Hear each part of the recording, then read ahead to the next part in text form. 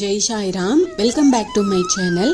இன்னைக்கு இந்த பதிவில் இந்த வருடம் 2025க்கான மகா கந்த சஷ்டி விரதம் இருக்க போறீங்களா அவங்களுக்கான ஒரு பதிவு தான் இது. எல்லாமே என்னென்னலாம் தெரிஞ்சுக்கணும் அப்படின்றத இந்த பதிவில் நான் சொல்கிறேன். நிச்சயமாக உங்களுக்கு பயனுள்ள பதிவாக இருக்கும். அதுக்கு முன்னாடி என்னோட சேனலுக்கு தொடர்ந்து சப்போர்ட் பண்ணுங்கள், லைக் பண்ணுங்கள், ஷேர் பண்ணுங்கள், கமெண்ட் பண்ணுங்கள், மறக்காமல் சப்ஸ்கிரைப் பண்ணுங்கள், பெல் ஐகானை கிளிக் பண்ணுங்கள். முருக பக்தர்கள் மட்டும் இல்லாமல் முருகனிடம் வேண்டிய வேண்டுதல்கள் அனைத்தும் நிறைவேறணும் அப்படிங்கிறவங்க எல்லாருமே கடைபிடிக்கக்கூடிய ஒரு அற்புதமான விரதம் தான் இந்த மகா கந்த சஷ்டி விரதம். இது குழந்தை பாக்கியம் பெறுவதற்கான விரதமாக மட்டும் இல்லாம அனைத்து விதமான கஷ்டங்களையும் போக்கிடும் விரதமாகவும் இந்த கந்த சஷ்டி விரதம் இருக்கு.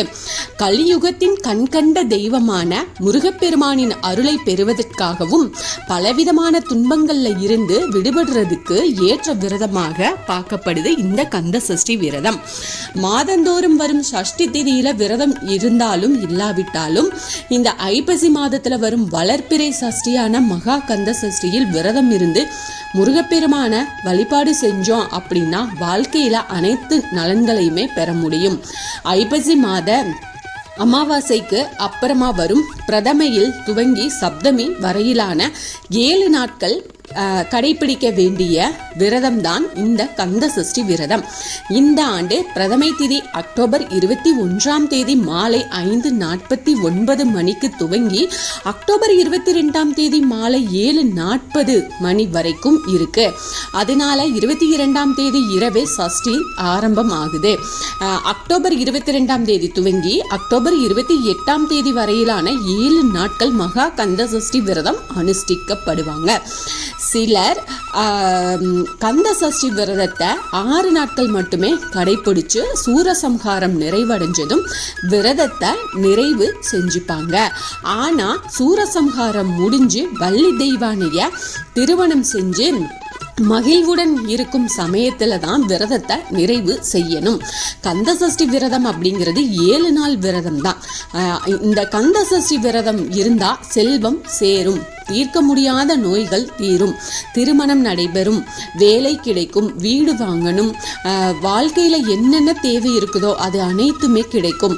அனைத்து வகையான தேவைகள் வேண்டுதல்கள் அனைத்தையுமே நிறைவேற்றி வைக்கக்கூடிய ஒரு அற்புதமான விரதம் தான் இந்த கந்த சஷ்டி விரதம். கந்த சஷ்டி விரதம் இருக்கிறதுல பல வகைகள் இருக்கு. 2 வேளை சாப்பிட்டு 1 வேளை மட்டும் சாப்பிடாமல் இருக்கிறது, அப்புறம் 1 வேளை மட்டும் சாப்பிட்டு 2 வேளைகள் சாப்பிடாம இருக்கிறது, அப்புறம் தண்ணீர் மட்டுமே குடிச்சு 7 நாட்களும் உணவு ஏதுமே சாப்பிடாமல் விரதம் இருக்கிறது, அப்புறமா மிளகு விரதம், இளநீர் விரதம், பால் பழம் மட்டும் சாப்பிட்டு விரதம் இருக்கிறது, அப்புறம் காய்கறி மட்டும் சாப்பிட்டு விரதம் இருக்கிறது, பழச்சாறு மட்டும் சாப்பிட்டு விரதம் இருக்கிறது, 7 நாட்களும் யாருடனும் பேசாமல் மௌன விரதம் இருக்கிறது. இப்படின்னு பல வகையான விரதங்கள் இருக்கலாம். இதுல அவங்கவங்க உடல்நிலை மற்றும் சூழ்நிலைக்கு ஏற்ற விரதத்தை நீங்க அந்த விரத முறையை தேர்வு செஞ்சு நீங்க அந்த விரதத்தை கடைபிடிச்சுக்கோங்க. கந்த சஷ்டி விரதத்தை யார் வேண்டுமானாலும் இருக்கலாம். அப்படின்னாலும் கூட கர்ப்பிணி பெண்கள், பாலூட்டும் தாய்மார்கள் இவங்க இந்த விரதத்தை இருக்கிறத தவிர்க்கலாம்.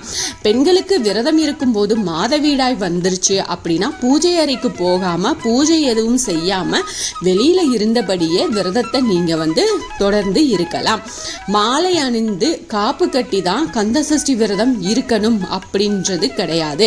விரதம் இருக்கிறவங்க பகல்ல கண்டிப்பா தூங்கக்கூடாது. சஷ்டி விரதம் இருக்கிறவங்க தரையில புதிதா ஒரு விரிப்பு ஒன்று விரிச்சு அதுல படுத்துக்கோங்க. அத்தியாவசிய அலுவலக பணி தவிர மற்ற நேரத்துல காலில் செருப்பு அணிவதையும் நீங்க தவிர்த்துக்கிறது ஒரு சிறப்பான விஷயம்னே சொல்லலாம். இவ்வளவு மகிமை வாய்ந்த கந்த சஷ்டி விரதத்தை அவங்கவங்க உடல்நிலைக்கு ஏற்ப நீங்க கடைபிடிச்சு இந்த விரதத்தை இருந்துக்கோங்க. நிச்சயமா நீங்க என்ன வேண்டுதல் வச்சாலும் முருகப்பெருமான் நிறைவேற்றி கொடுப்பாரு. நம்பிக்கையோட நீங்க இந்த பிரார்த்தனையை பண்ணி இந்த விரதத்தை ஆரம்பிங்க. கந்த சஷ்டி கவசம் படிங்க, கந்த புராணம் படிங்க, உங்களுக்கு என்னெல்லாம் முருகருடைய புக்கு என்னெல்லாம் வச்சிருக்கீங்களோ அதை எல்லாத்தையும் படிங்க. வேல்மாறல் படிங்க, வேல் பூஜை செய்யலாம். இதெல்லாம் உங்களால என்ன முடியுதோ அதை படிங்க. திருப்புகழ் படிங்க. அந்த 7 நாட்களுமே நீங்கள் வந்து முருகப்பெருமானோட சிந்தனையில் மட்டுமே இருந்து உங்கள் பிரார்த்தனையை வையுங்க. நிச்சயமாக உங்களுக்கு நல்ல பலன் கிடைக்கும்.